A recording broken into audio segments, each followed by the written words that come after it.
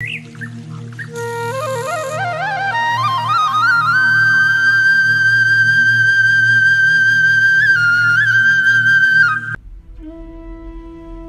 నేల కోసం ప్రాణత్యాగం చేసిన మహనీయుల గురించి విన్నాం. కానీ తన జీవితం మొత్తం గ్రాంధిక భాష ఉనికి కోసం ధారపోసిన వ్యక్తి గురించి విని ఉండకపోవచ్చు. ఆయనే జయంతి రామయ్య పంతులు గారు.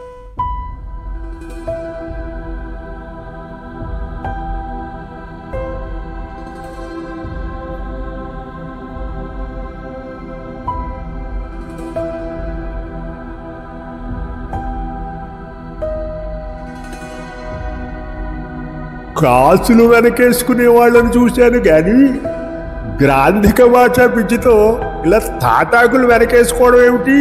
పిచ్చి కాకపోతేను. ఇంకా ఎంతకాలం అండి పాత చింతకాయ పచ్చడి ఆలోచనలు పంతులు గారు? రోజును బట్టి రాజులు కూడా మారే కాలం ఇది. గ్రాంధిక భాష ఉద్యమం ఇక ముగిసినట్టే. ఇకనైనా తమరు వ్యావహారిక భాషకు మద్దతు ఇస్తే మంచిది. ఆలోచించండి.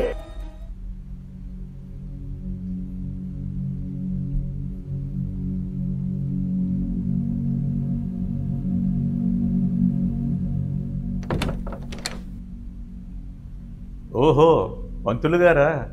వ్యవహారిక భాషకు వ్యతిరేకంగా వెళ్ళి ఏం సాధించారు? గురజాడ వారి కన్యాశుల్కం, వీరేశలింగం గారి రాజశేఖర చరిత్ర ఇప్పటికే జనాల్లోకి వెళ్ళిపోయాయి. తమరు నిఘంటువు కోసం రాజావారు ఆస్తులు అమ్మి లక్షలు ఖర్చు పెట్టారు. అయినా ఎప్పటికీ బయటకు రాలేదు. ఇప్పుడు ఇంకో భారమా? ఆస్తులు రావాలి అంటే వారసత్వం ఉంటే సరిపోతుంది దేవాన్ గారు. సాహిత్యం అవ్వాలి అంటే సరస్వతి మాత కటాక్షం ఉండాలి. ముందు మీరు వెళ్ళి లెక్కలు సరి చూసుకోండి దేవాన్ గారు.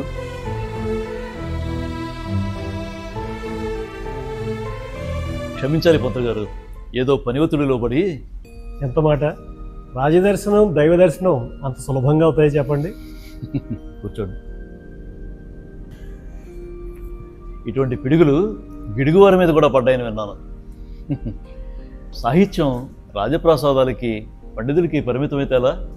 సామాన్య ప్రజలకు కూడా చేరువవ్వాలి కదా. అవ్వకూడదని నేను కూడా అనలేదు కదా రాజావారు. పాతదైంది కదా అని బంగారాన్ని, ముసలిదైంది కదా అని తల్లిని పారేసుకుంటామా? కవిత్రయం నుంచి ఇప్పటివరకు వాడిన గ్రాంధిక భాష సంస్కృతంలాగా ఎక్కడ మరుగున పడిపోతుందో అనేదే నా బాధ. ఈ వివాదం ఇలాగే కొనసాగితే తెలుగు సాహితీ వైభవం గురించి తర్వాతి తరాలకి ఎలా తెలుస్తుంది చెప్పండి? మరి దీనికి పరిష్కారం పంతులు గారు? ఆంధ్ర సాహిత్య పరిషత్. ఈ పరిషత్తు ఏర్పాటైతే ఇప్పటివరకు నేను సేకరించిన శిలాశాసనాలను, తాళపత్ర గ్రంథాలను భద్రపరచడమే కాకుండా వ్యవహారిక భాష పేరుతో ఏకపక్షంగా మార్పులు చేస్తున్నటువంటి వారిని కట్టడి చేయడం కూడా సాధ్యమవుతుంది. మీలాంటి రాజపోషకులు లేకపోతే నాలాంటి ఒంటి బ్రాహ్మణ మాత్రం ఏం చేయగలుగుతాడు చెప్పండి? పంతులు గారు చమత్కారులే కాదు, చతురులు కూడా. పరిషత్ సంగతి సరే, మరి ఇందులో మాకేమిటి లాభం?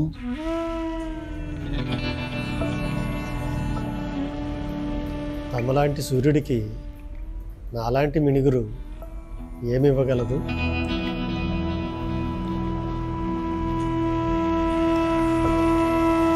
ఈ తాళపత్రాల సాక్షిగా కొడుకులా భావించి నా జీవితంలో సగభాగం వెచ్చించి నేను రచించిన నిఘంటువుకి ఇక నుంచి సూర్యరాయాంధ్ర నిఘంటువుగా నామకరణం చేసి మీకు దత్తతిస్తున్నాను.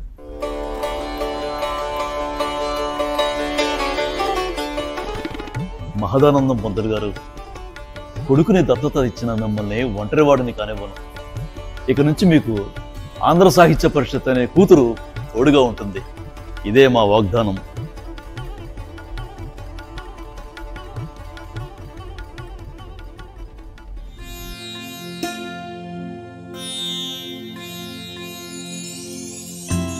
ఈయన చేసిన కృషి వల్ల ఇక్కడ కవిత్రయం మరియు శ్రీనాథుడు వంటి కవులు రాసిన 10,000కు పైగా తాళపత్ర గ్రంథాలతో పాటు అనేక శిలాశాసనాలు ఇప్పటికీ పదిలంగా భద్రపరచబడ్డాయి. ఇది మన నిజమైన వారసత్వ సంపద. ఇకపై దీనిని కాపాడుకోవాల్సిన బాధ్యత మన అందరిది.